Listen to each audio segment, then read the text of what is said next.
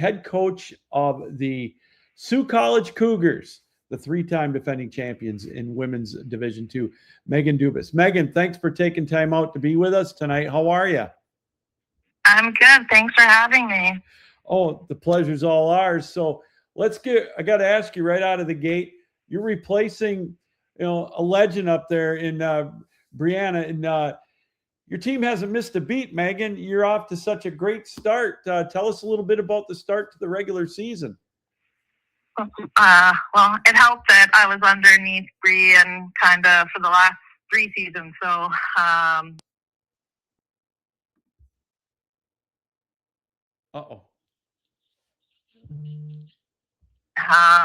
we've kind of just haven't taken the foot off the gas and continuing with our development and getting better every day. Well, you mentioned that.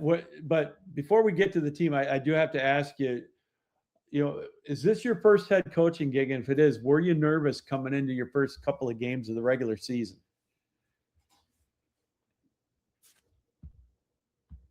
Sorry, you're going in and out. Oh, sorry about that. Let's try that again.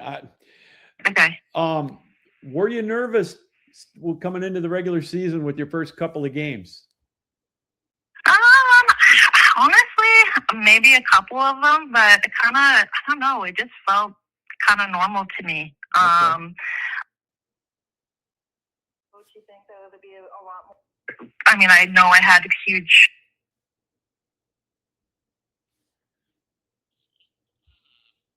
On kind of maternity leave, I got to step in and kind of take the lead with things, and on the road, especially when she wasn't traveling. So honestly, it has felt pretty an easy transition for me. So let's get to the regular season. You mentioned it. You haven't missed a beat. The scoring differential is like 160-9. I mean, the girls, it seems like they're on a mission right now. It's incredible the run that they're on this year. Yeah, I mean, we're a very skilled team, so I think that we had a lot to prove this year, kind of, especially applying to go up to Division I, and that we belong there. So that has been like the biggest thing, and we haven't taken the foot off the gas, and we want to. Obviously, it's not fun to beat teams like we do, and but it's just. That's who we are. We have a skilled team, and we're going to score goals regardless. So, but yeah, it's a lot. I think from the beginning of the season, it's been a lot of preparation, especially for us to move up to Division I and then to prove that we belong there. Well, there's no doubt in my mind you belong there with the talent level you have. What I enjoy watching with your team, Megan, is I like to call it a disciplined edge. You don't make many mistakes. And the teams know you're there. Does that make any sense to you? Yeah, it definitely does. I think it really does because we're a puck possession team. So, yeah, I mean, hockey is a game of mistakes, but obviously if you limit them, then that's when you're going to win. So we take pride on that and having puck possession a lot and causing turnovers and going right back. So yeah, that kind of I like that. I like that a lot. And you can obviously when you score 160 goals, you get the power play goals. You've got, I think I counted 13 or 11 gals that have scored a power play goal for you. I mean, it's nice that you can roll out 2 and 3 power plays if you really want to. Yeah, of course. I think we've got depth this year. I think we've had depth for the past couple of years, but we definitely have depth where we can roll. I mean, what I've been doing is rolling our 4 lines and kind of top 2. We have 2 power play lines, but then we kind of throw in everybody. I want everyone to kind of have that experience, and if someone goes down, that they can step right into that role, and we don't have to change much. So we definitely have that the depth, which makes things fun for our team. And I've talked to hundreds of coaches on the show over the years, and they say it all starts in the back end. And I look again at your gaudy goaltending numbers with Farrah Farstad and Denali Forsyth and Ruby Jones. When you've got your goaltender, when you've got your goaltender with the worst goals against at .50, that's just mind blowing. I have to laugh when I see that, Megan. It's incredible. Yeah, our goalies are athletic. That's all I can say about them is that they're truly athletes and very skilled and determined not to let it in. Like when they let those goals in, they're hard on themselves. They don't like to let goals in. So I mean that's any goalie, but like especially when for only what do we have 16 goals against? Yeah. They just have that competitive edge to them, and they're very skilled goalies. So, how often do they talk about the run that your team's been on, and do they talk about it? Any pressure?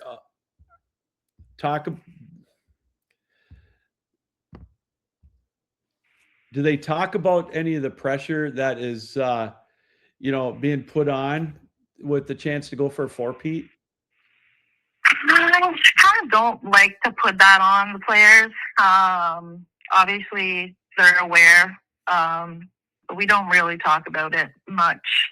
We're just trying to win the game, whatever game we're facing at that time. And obviously, the end goal is to win a national championship. But we're not focused right now on that. We still got a couple of games against Lake State, so we're focused on that. Yeah. And now, no, go ahead. I'm sorry. Really, really gotten better over the past couple of years. So when it comes to nationals, we're not expecting to win games by the scores that we've beaten teams by. So we know it's going to be a lot more competitive, and it has over the past couple of years. And it's really good to see for that division. And one game at a time for us. Yeah, you had a great weekend last weekend traveling down to Ohio State, taking on the Buckeyes. So sorry about that. It seems like they're having a decent year. They had a good run at nationals last year. So you had a good weekend against them last weekend. Yeah, we did. Ohio State is they came out and they were ready for us. Made us actually have to adjust our game a bit when it came. They do have a strong team. I was talking. Disappointing with them because they have lost their top two scorers. So, but found ways to score goals. It took us a little bit of adjustment in those games. So you've got this weekend against Lake State. It's a home and home, and then after that, you have the CCWHA tournament still left, right? Well, unfortunately, this year we at the beginning of the season, especially because of what has happened and not receiving so much love from the teams, and we understand completely that our athletic director had agreed to, if we were ranked number one, that we wouldn't attend regional, so that it's more of experience for those teams. So as of right now, we won't be attending regional. So it's going to be a tough. So after these games, we kind of have a month off before we'll play our first game at national. So it's going to be a tough 4 weeks to kind of keep us in that game shape. But with all respect to the CCWHA teams and giving them an opportunity to compete for something, Paul and I thought it was something nice to do for them. So with that week off, you're going to have like inter-squad games and things like that just to keep the gals sharp. What's your plan for that with that time My off? plan, right now, kind of team bonding. We have like a local rink here that's like an outside rink, kind of do some 3-on-3. We have a local under-18 team. And then we also will probably play what we call our WHL All-Stars. So it's a women's league, and there's a lot of females that come from NCAA. Okay. Were you And yeah, a lot of team bonding, practicing.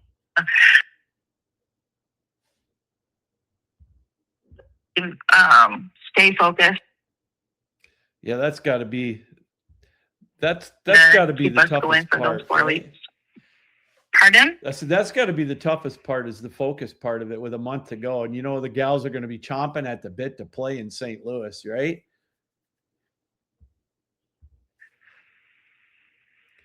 Boy, I'm having an issue with my phone. I apologize. That's okay.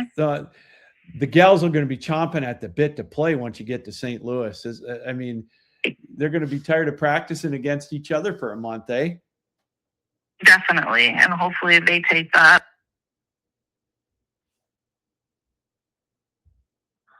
But, I mean, it is what it is, and we'll do our best. So, what's ahead? Right.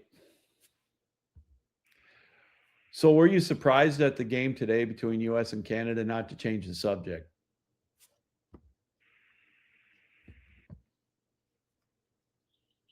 I know I keep this phone, I'll tell you what, the magic of live radio and TV, right? Can you not to change the subject, but were you surprised at the game today between U.S. and Canada? I honestly haven't even seen the results. What were the results? Oh, you weren't taping it to watch it. Are you taping it? USA won. No, I'll probably watch the replay that's on in a little bit. Okay. So you can tell me the score though. I'm interested now. 5-0. For USA. See, I mean, I'm not really surprised, honestly, at the way that even the world. I mean, they had a couple games. I don't know if it was a series where the U.S. was the much better team. Yeah, so, it kind of showed.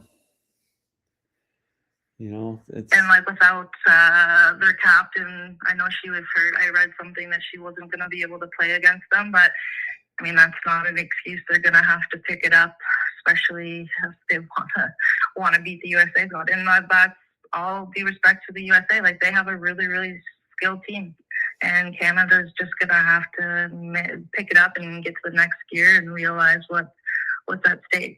Well, I have a feeling they're going to do that. I will never count Canada out whenever it comes to the Olympics. I think it's going to be a rematch in the finals. Yeah, I mean, you only hope so, right? Like, I mean, as a Canadian and as someone who's played hockey for a really long time, it's, like, I mean, it's something that if they can't get up for that game, then they got to check their pulses. So, right? This stage, you got to kind of be ready to go to compete. So I have no doubt that they'll hopefully find their game and be a lot more competitive than they were today, for sure. Well, if they need to find that, all they got to do is call you and your team and take a page out of your book, because you and your ladies are always ready to go when you get to St. Louis. Yeah. Megan, tell us a little bit about, before you got into coaching, tell us about your playing background. You mentioned you played in Sault Ste. Marie, Canada as well. Tell us a little bit about that. I grew up at the rink, basically. Played since I was 5 years old, and then I finished when I was as a captain for under 18 AA team, and then unfortunately I didn't get to play post-secondary. I didn't make the team where I went to school, so that was a huge transition, and not being able to play hockey, you kind of lose yourself a little bit. But I took sport management at Brock University, and in my my fourth year, I did an internship with the Greyhounds, kind of got hired on, so I was involved, got my hockey back, even though I was in the front office and doing the business side of it. It was still nice to be part of a team again. And then after I was done with the Greyhounds, I coached locally, so I did the bantam, or I guess under 15 and under 18 teams here, the junior Greyhounds. as an assistant coach, and then we kind of needed help. And I guess it was 2022. And yeah, so my coaching, my playing career kind of led me into the sport management area and wanting to be involved in hockey. And then kind of starting when I was 21, and here I am as a head coach, which is something I never really thought I would do, but I'm happy to be here.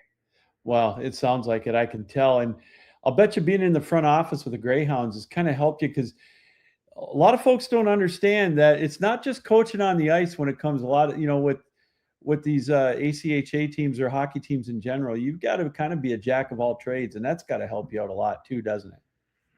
Yeah, exactly. Like the business side of it, and seeing obviously in OHL they're a lot smaller business staff, so you get to see like the ins and outs of like the GMs. Like I worked for my brother, and then Kyle Raftis, Dave Torrey, I worked under all of them. So you get to kind of see the ins and outs and how to run a hockey team, and that's something that has been huge, especially with me and doing recruitment and how to run a team and what it looks like. So yeah, that was a huge help, honestly.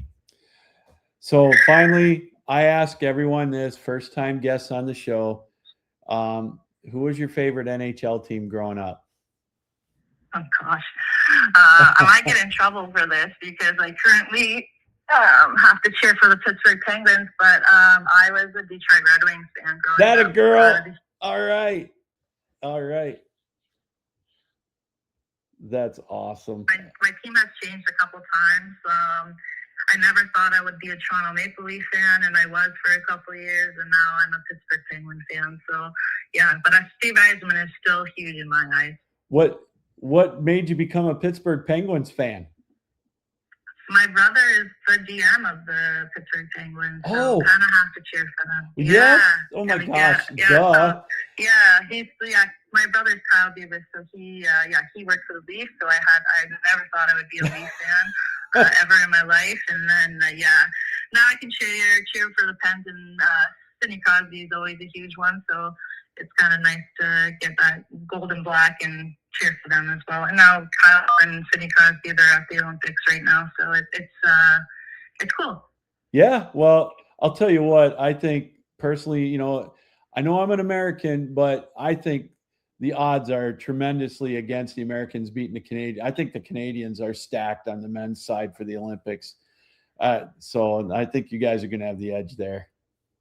Yeah, it will be competitive no matter what, but I mean, it's a tough thing for me to I'm obviously going my brother's first time there, so it would be it's going to be a huge experience, but I don't count the USA team out. I think that